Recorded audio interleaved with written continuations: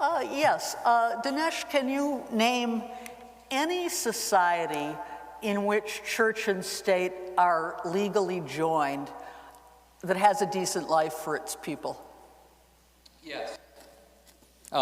Great Britain. Effectively joined. I should have. Yes, there is an established church in Great Britain. That's true.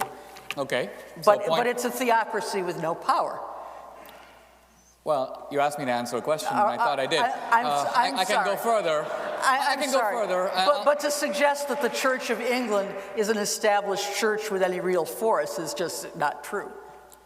Well, it undercuts your point because you're implying that establishment inherently involves some sort of tyranny. Great Britain is a perfect example of a religious establishment with religious toleration, and it shows that there is no inherent contradiction in having establishment and toleration both. By the way, in most European countries, the governments give money to religious schools. Again, would anybody claim that decent life in Europe, that the European countries somehow aren't tolerant of other religions? Nonsense. Europe is by and large more secular than the United States. So we have a certain hang-up on this subject, but the hang-up is not with the founders. The hang-up ultimately is with our contemporary way of reading that history in the most anti-religious way possible.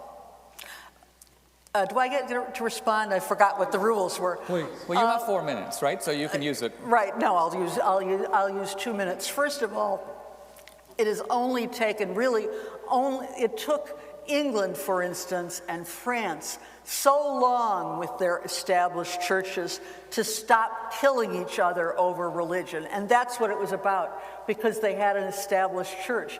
The point is that the reason the founders prohibited an established church was the horrible stuff that they saw in Western culture in the old world. Did you want to respond to that? Yeah, sure.